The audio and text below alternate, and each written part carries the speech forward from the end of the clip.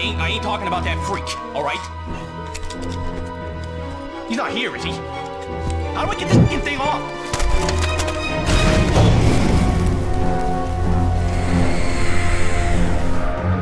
One shudders to imagine what inhuman thoughts lie behind that mask. One dreams of chronic and sustained cruelty. Mission begins in 10 seconds. 5, 4, 3, 2, 1.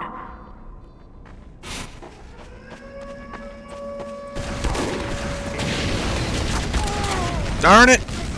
What a start.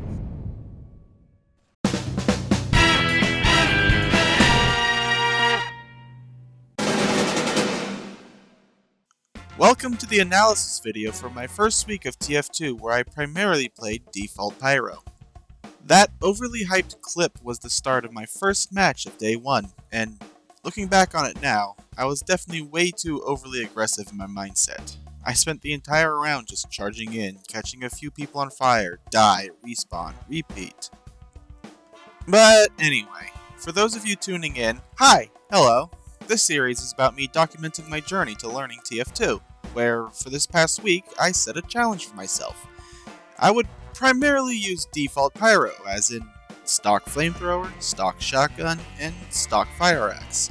This was to help me learn the basis for Pyro and to become familiar with how he works on a fundamental level, before learning bad habits from the side grades, that is. And while that may be my challenge for the week, in order to prevent things from getting stale and forming a rut, I also am setting daily challenges for myself, and for day 1, I decided to play on only offline practice mode, to get familiar with TF2 as a whole before facing actual players. The exact challenge was to play every map on every game mode that offline practice provides. Starting with this Dust Bowl match of attack and defend. I pretty much already told you how the first round went. I charge in, die, and reset. Although I did manage to take the second point rather quickly. And for those of you wondering, I had it set to 16 bots on normal difficulty, so keep that in mind as you watch. Moving along, most of the second round was basically much of the first. I was just throwing my body at the point over and over again without much thought or plan. But the notable thing about it was, towards the end, the final 5 minutes of the match, I discovered a sentry that would prevent my team from reaching the final point. And while my strategy of throwing bodies at the problem remained mostly unchanged, I did eventually start figuring out the limitations of the sentry AI and was figuring out how to air blast the 4 rockets it would fire. Didn't really help with the round though. And then the team switched and I was put on defense. And I don't really know what started it. Maybe it was the mental shift from always going forward to having something to protect. Maybe it was the fact that the respawn timer wasn't all that short anymore.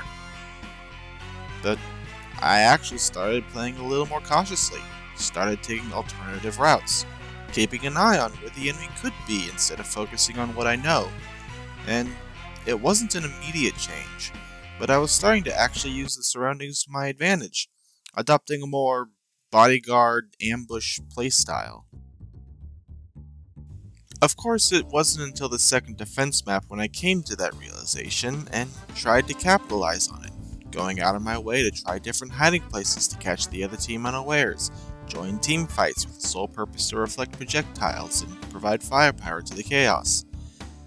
I even just went off exploring at times just to look for nice ambush locations. More importantly, I came to the realization that I perform better whenever I play cautiously. Don't just run in without a plan, stick to a guerrilla combat style, in and out, 6 to 8 second engagements. Try to avoid going into head-to-head confrontations. Ultimately, roaming around in the flanks became my new go-to strategy, especially when verticality was involved. Up next, it was Gorge, and to be honest, there was not nearly as much noteworthy progress to be found in that match. Just more exploration, more experimentation, more practice. That's basically what the entirety of Gorge was for me, practicing everything that I learned from Dust Bowl, just on a different map.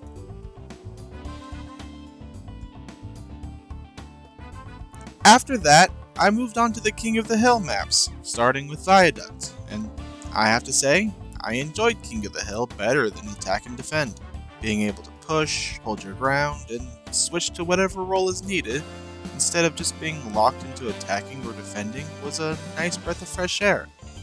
More freedom to do what you want.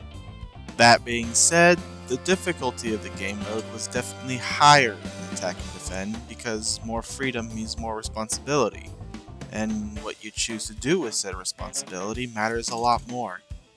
Anyway, I actually forgot to record my first match of Viaduct, and what you're watching now was actually from my second match. Since King of the Hill matches were notoriously short, I went for a best 2 out of 3 philosophy for that game mode today.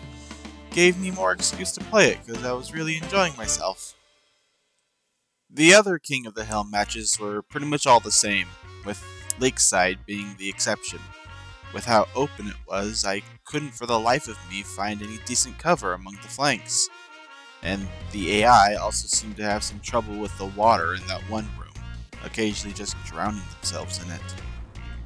Eventually though, I found out I could approach the main point by just using what obstacles there were, not to use as cover, but to break line of sight, force a different entry. Either split the enemy's focus during a push, or concentrate our forces on a weak link.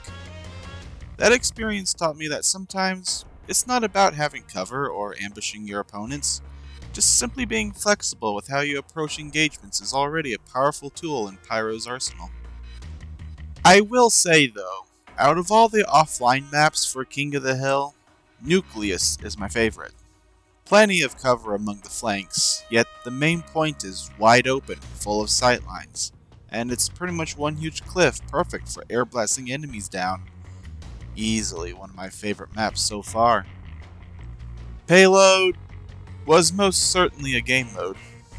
Now, I understand that everything I just went through will most certainly have a different feeling when I'm playing with and against other players instead of bots, but my experience with Payload was just meh.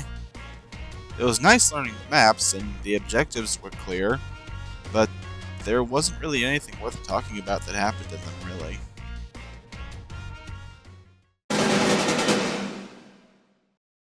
Day 2 was going to be the first day with actual players, so my daily challenge was to get one domination on another player and try to get within the top 3 players on the scoreboard at the end of a winning match. Funnily enough, I managed to accomplish both in the first match that day. Specifically, this control points map, Freight. Good thing too, because this match lasted about an hour and I don't know how many of those I had in me that day. Something worth noting, the opposing Pyros were actually pretty good, and I learned quite a bit from just paying attention to what they were up to. Another thing, I've learned that in a team push, it was worth just trying to ignite as many players as possible instead of going for kills, because something I've noticed was players panic when on fire, which ultimately makes them easier combatants for my teammates. A fact I've tried to take advantage of when trying to take points. Also, as powerful as Pyro is, he's a damage over time class, while the other combat classes are all burst damage. Which means that it was a good thing I started learning how to ambush, because 9 times out of 10, Pyro will lose head-to-head conflicts, and your shotgun will not save you most of the time. Something I've really struggled with day 2 was reflecting projectiles, and so throughout day 3, my daily challenge was to obtain 3 reflect kills. And then, within the first few seconds of the first match of the day, I got one, which not only really made me happy, but also made me think I set a too easily obtained challenge. I was proven wrong, however, because it took me many map rotations for me to accomplish this feat. Later that same match, I did come across this weird glitch that only happened once, where, despite being Pyro, I was under the effect of Afterburn. After several matches of no luck on the challenge while still improving in my skills overall, I eventually ended up on the Sawmill match, which is where I managed to get both of my remaining reflex kills. And can I just say, I really appreciate you soldiers that fire at us pyros. It really helps with our reflex practice. However, as you can imagine, playing nothing but pyro for such long stretches of time can get a bit repetitive, and I was starting to grow tired of being such a close-range combatant all the time. So, after I obtained my third reflect kill, I switched over to Sniper for the rest of that match, just to switch things up for a bit that evening. Even managed to get some decent headshots. Alright, so life had decided to throw me a lemon at this point in time.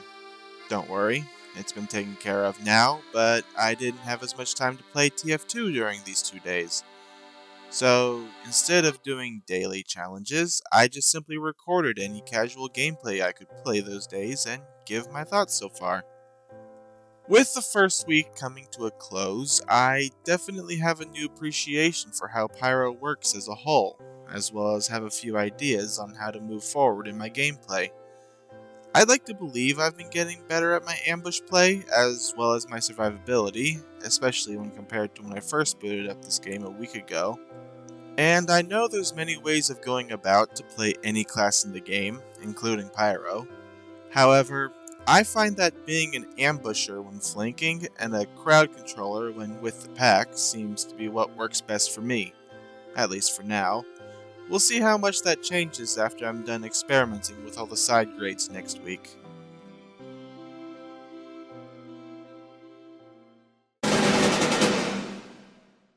I know, a week is 7 days, not 5, but spending the final 2 days away from the game not only lets me take a break, which helps prevent burnout, but it also allows me more time to work on these videos that you all are watching.